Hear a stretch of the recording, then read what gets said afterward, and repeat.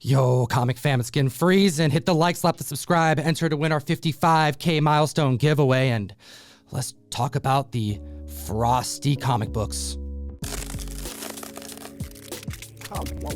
Another month, another list of the coldest comics in the marketplace. On the phone, virtually broadcasting from somewhere on Spaceship Earth, we have David from Comic Book Investments. How you feeling? It's going pretty well. It's actually really cold here, and the comic books are actually dropping quite a bit, but there might be some good time to pick up some of these key issues that have been dropping. Hawkman number 4 at the list at number 10. It's been a solid year since the announcement dropped that we were going to be getting a Zatanna-focused film with producers and writers attached. Now, we do know that Hawkman's going to make an appearance in the upcoming Black Adam movie, but this book has seen some dips, has it not? Yes, it has. Sometimes spec news doesn't always work out, and a lot of these times movies might get made, and sometimes they have something like a writer or director attached, and they never actually do get off the ground. We're looking at a 4.0 going for $855 as of August, down 10%, selling for $773, and a 5.5 back in March last year, hitting a height of $1,500, down 36%, now selling for $965. And then we have a 6.5 back in June during the height of the comic boom, selling for a little over $2,000. Now that's down 17% to $1,700. We're hearing a lot of JLA spec take place because of the HBO rumors. I suspect that this book paying off is going to largely depend on the Hawkman appearance in Black Adam. If that movie does well, this book may be prime for speculating on now before it creeps back up. Next, we got Sandman 8. This is the first appearance of Death. Now, Netflix is coming out with a TV series based off this, and this book really popped off because of it. But now, since the hype is going down because the show hasn't come out yet, it's been dropping, and we have a 9.2 selling back in October for $303, and that is down 34% to $199. A 9.4 back in September sold for $455. That is down 31% for $315 now. I'm starting to shiver, David. But here's the thing. I have a lot of high hopes for this series. This is renowned. This is one of the most important comic books ever to have been created. Neil Gaiman goodness. This tough book in high grade because of the black cover is beloved by Sandman fans, and a lot of people don't know the character or the run at all. I think they're going to be in for a surprise when the series drops. We have a 9.6 back in January hitting $750. That's down 46%. We're seeing a $400 average sale on this key comic. Next at the list, at number 8, is a McFarlane comic book. We have Spawn issue 119. Next, we got Spawn 119. Is this the first cameo appearance of the Gunslinger? And now this book really heated up because Todd McFarlane came out and said he's going to make all these movies, which he never ends up making anyways, and Gunslinger was going to be the next movie after his Spawn movie, which he's still writing the script for, and it's been about 200 years, and he still is not even complete with it. So we got a 9.2 selling in October for $250. That is down 20% to $200. A 9.6 back in June selling for $475. That is down 40% to $290. Yeah, I think it was a little bit of wishful thinking in the announcement of a Spawn universe when we haven't even seen the first Spawn movie hit yet. And this is also around the time that McFarlane hit the pages of comic books to do 4 different mega issue number 1s where we focused on King Spawn, the Spawn universe, Gunslinger Spawn, and the Scorched, the first team appearance of Spawn characters. We have a 9.8 of Gunslinger Spawn at its peak hitting $1,025, down 51%, now selling for $500. And it would take 6 years for the Gunslinger to appear again, which would be Spawn 174 and 175. He was just kind of there in a panel, and then that was it. And now next we got Spider-Man 315. We have the second appearance of Venom. Also, technically the first Venom appearance on the cover. Although small and in solicitation, it does get a little bit of key added interest because of it. We have a McFarlane cover as well as a Hydro Man appearance. So this book skyrocketed because the Venom #2 movie came out, and it's come and gone, and now the hype has died. now all these types of books, even Spider-Man 300 is seeing a decline in pricing. But I'll ask you this, David. Seeing these prices today makes me kind of hopeful because I think this may be a great opportunity to snag a important book nonetheless, but at a more reasonable cost. We have a 9.4 that hit heights back in July of $160, down 54%. You can grab this for $73. That sounds like a deal. Yes, it is. I imagine that this book is not going to drop too much more. And so if you're thinking about getting this book, it's a Todd McFarlane cover doing a Spider-Man run.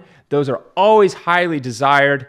We have a 9.6 dropping 52% from $250 to $119. We have a 9.8 going from $432 to $203. That is a drop of 53%. I can't imagine a 9.8 Todd McFarlane with Venom on the cover dropping too much more. So if you're looking to get this book, I think this is probably the perfect price to jump into it. And now at the listed number 6, we have a major Wolverine key. First in black costume, first as Patch, and first in his ongoing solo series. We have Wolverine number 1 from 1988. That's dropping in price. David, we just heard Sir Patrick Stewart in the trailer to Doctor Strange Multiverse of Madness. Clearly mutants are coming. Could Wolverine be on the rise soon? Yes, I think it will be on the rise soon because there's been speculation that they might introduce Wolverine in Doctor Strange 2, which I'm pretty excited for. I don't think it will happen though,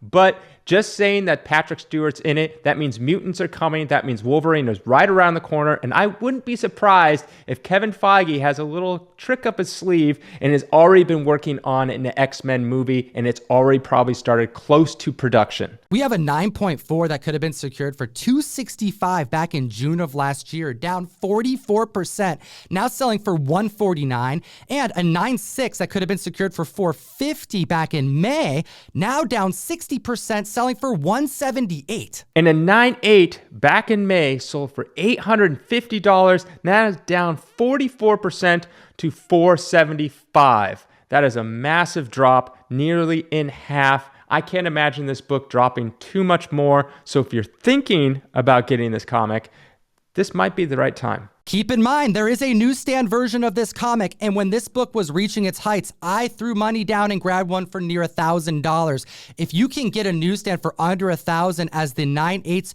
have dropped to near $500, that's going to be a bet that you're going to want to take. You're going to regret that you didn't get it, especially with the spec pointing towards mutants being introduced way sooner than we all thought. Next at number 5, we got X-Men number 94. And this is the start of the new X-Men in the X-Men series. And before this, 93 through 67, those were actually reprints, and they weren't actually making any new X-Men comic books, just reprinting old ones. Then they came out with Giant Size X-Men number 1 with a brand new set of X-Men, and then they continued them in X-Men 94. And I'm actually surprised that this book has dropped so much because it's a pretty big key. Also, the third appearance of Wolverine, along with the second appearance with all the new X-Men. This is when Chris Claremont takes on the run. This is a major moment in mutant history. And I think that with the giant size numbers moving the way they did over the last year and a half, that's what spiked this book up royally. But we are in the calm before the storm. Mutants are in the distance. Seeing these prices has me excited. I'm thinking I'm gonna have to break my wallet out. Take a look at this. A 5.5 going for $1,700 back in April is down 55% this last couple weeks, now selling for $765. And then we got a 7.5 back in April as well, selling for almost $1,800, and then it's down 33% to $1,200, and then an 8.0 down 60% from $3,350 to now selling for $1,325. I honestly can't imagine this book dropping too much more. So if you're thinking about getting it, I think it is a good time. If you like what we do, you want to support the show, hit the link in the description, visit comictom101.com to join the mystery mail call for March.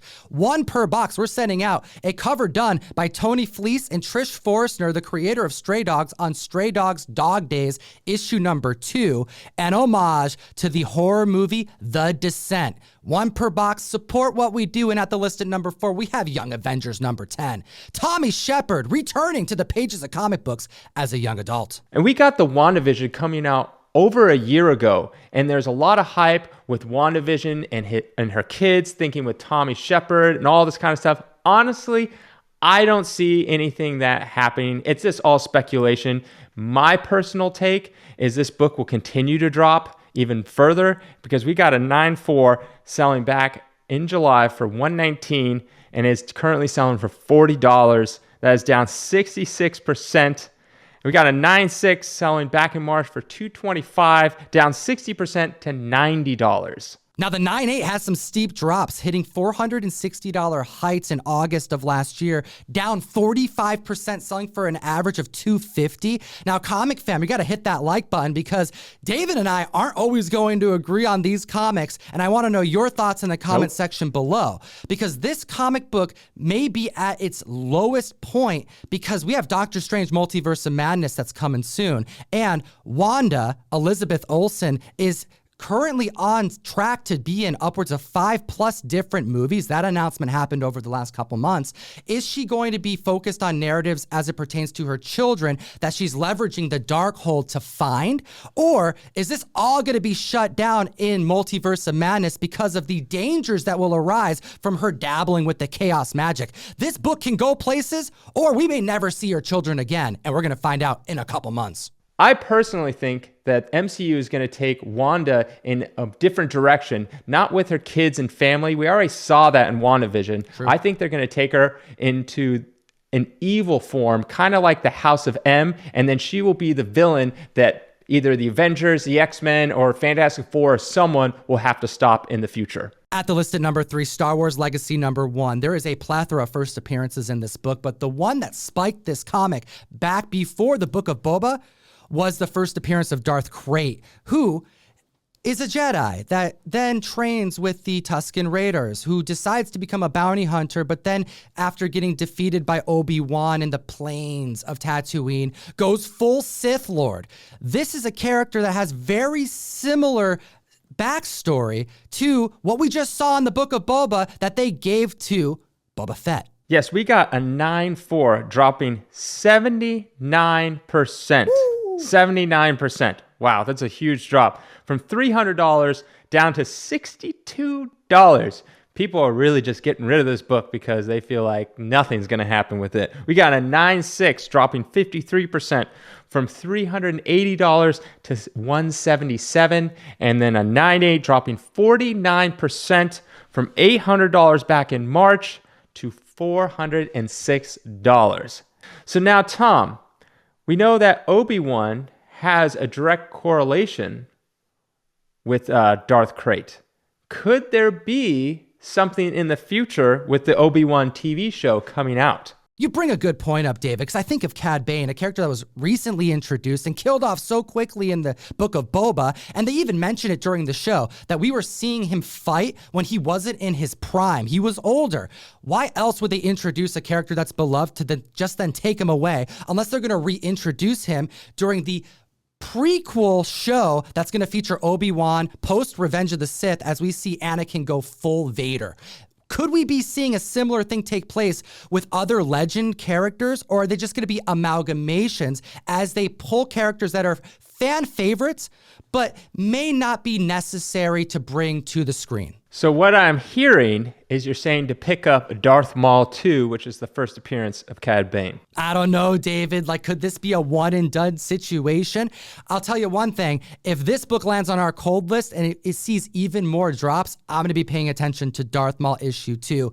And you can stay up on the industry and the drops even faster than what our channel's doing here by following David on YouTube at Comic Book Investments. What do you got going on over there? I do market analysis, comic books dropping and heating up every week. So if you want to check out videos like this and more like this, come over to my channel, Comic Book Investments. And now at the list at number 2, a book that spiked because of major announcements, but it does take some time for movies to come out. And that's when the drops start happening, making these books get a little bit colder, but more attractive by the day. We have Warlock number 1. This book went straight to the North Pole because it is frozen. It is so cold, so cold. A 6.5, ready for this, dropped by 87%. from $250 back in March, a year ago, to $33. That is a massive, massive, massive drop. And an 8.5 went from $290 to $270, only a 7% drop. And then a 9.0 went from $600 back in October to $275, which is a 54% drop. This is the origin of Adam Warlock. This is the issue where we find out that the gem that he received from the High Evolutionary is actually the Soul Gem. So this is kind of like a fourth tier key book, and Adam Warlock has a bunch of other cameo and major appearances and cover appearances before this. However, I think the spike originated with the announcement that we were going to see Adam Warlock portrayed on the screen. We have Will Poulter attached, and I think when we see more casting news and more information as Guardians of the Galaxy 3 draws near, these books may climb back up. But seeing a 6.5 hit $33 tells me that it may be a huge drop, or less people are after the book and someone got a steal. I think someone got a steal and someone paid too much to begin with for that 6.5. But like you said, it's a fourth tier book. If you want the top tier Adam Warlock, you're going for Thor 165.